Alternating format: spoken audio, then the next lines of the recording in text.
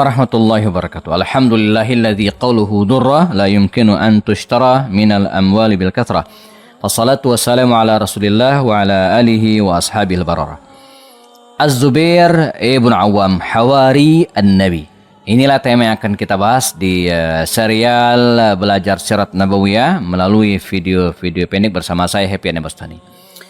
Ini sahabat Nabi yang luar biasa disebut dengan Hawari. Ya, kalaulah Nabi Isa alaihissalam ada Hawariyun, para pembelanya, maka Rasulullah Muhammad SAW pun ada Hawari, ada pembelanya. Dialah Az-Zubair ibn Awam.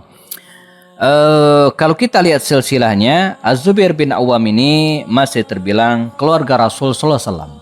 Sebab dia adalah Az-Zubair bin Awam bin Khuwailid bin Asad. Ya, saya ulangi, dia adalah Az-Zubair bin Awam, ya, bin Khuwailid bin Asad. Artinya dia dari kabilah Bani Asad. Nah, istri baginda Rasul adalah Khadijah binti Khuwailid. Nah, jadi ayahnya Az-Zubair yang bernama Awam ini merupakan saudara dari Khadijah. Jadi Khadijah binti Khuwailid, nah ayahnya ini Awam bin Khuwailid. Mereka berasal dari kabilah Bani Asad. Ini dari pihak ayah.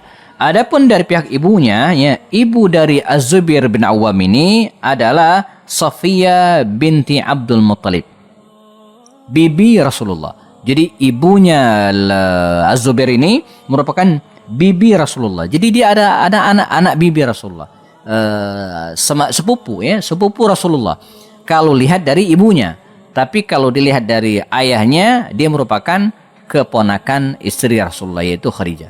Jadi dengan demikian dia orang yang sangat dekat dengan Rasulullah dari dua sisi, dari istri Rasulullah Khadijah dan dari ibunya, dari ibu Zubair bin Awam yang merupakan bibinda Rasulullah Shallallahu Alaihi Wasallam. Ya, nah, baik.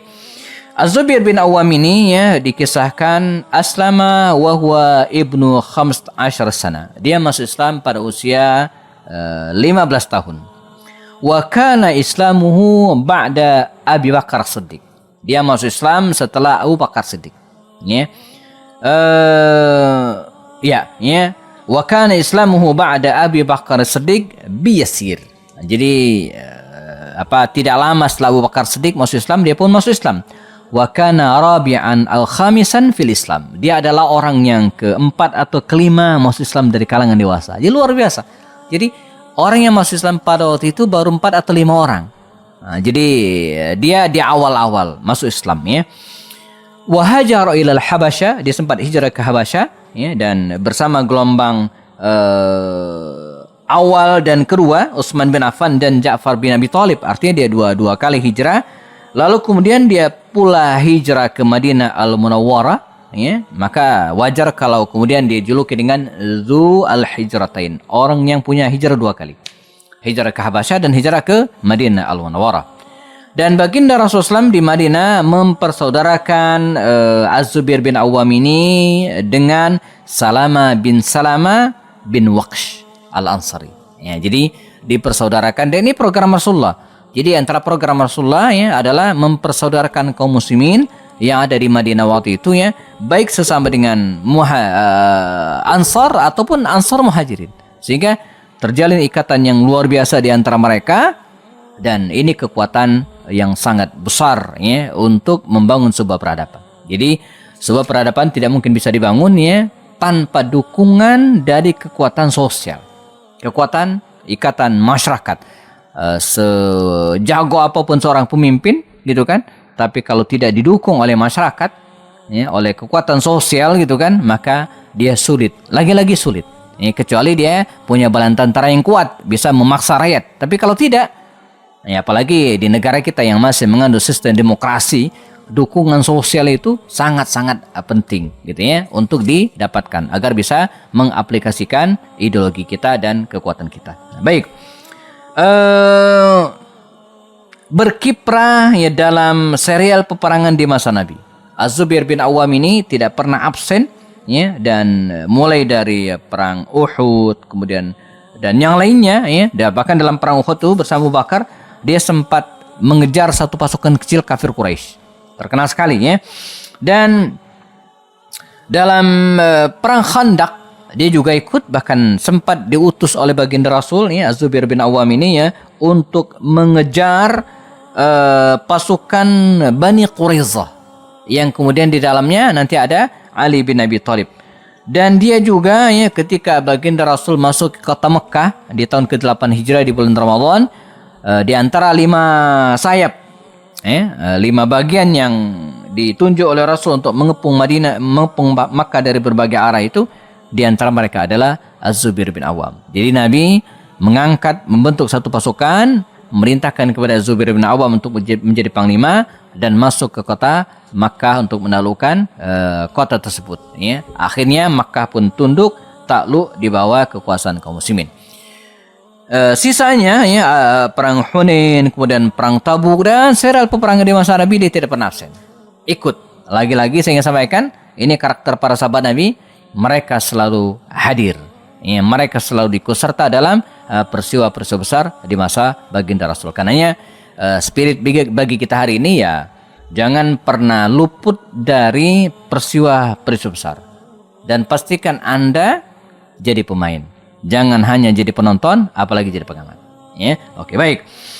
Ketika Nabi wafat dan pemerintahan berada dalam kendali atau dipimpin oleh Abu Bakar Siddiq, dan terjadilah beberapa peristiwa besar. Di antara adalah perang Yarmuk ya, melawan pasukan Romawi di akhir pemerintahan Abu Bakar, dia ikut. Az-Zubair bin Awam ikut. Ketika Amr bin As ditugaskan oleh Umar bin Khattab. Amr bin As ditugaskan oleh Umar bin Khattab untuk membebaskan Mesir, membebaskan Mesir dari kekuasaan Romawi pada waktu itu. Az-Zubair bin Awam pun ikut serta. Nah, dia tidak ingin tertinggal walaupun usianya waktu itu bukanlah usia muda lagi.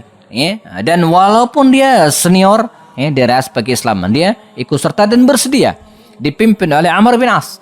Padahal Amr bin As kan waktu itu usia keislamannya jauh dibanding dengan Zubair bin Awam. Kalau Zubair bin Awam ini masuk Islam di awal-awal dakwah, orang keempat atau kelima, Az-Zubair itu masuk Islam setelah perjanjian Hudaybah bersama dengan Khalid, jauh sekali. Jadi dari aspek keislaman, Az-Zubair bin Awam itu lebih senior. Tapi begitulah kelegowohan para sahabat. Jadi senioritas dalam hal ini tidak mutlak. Bahkan walaupun dia senior dibanding dengan yang lain, dia tetap bersedia di bawah pimpinan Amr bin As. Dan ini saya kira yang harus kita pelajari, tidak mesti usia, pendidikan ataupun hal lainnya membuat dia tidak bisa dipimpin. Bisa jadi dia hanya orang yang menjadi menjadi anggota, menjadi junud min junudillah, min jundillah, tentara Allah ya. Jadi enggak mesti jadi panglima, enggak mesti jadi pemimpin ya.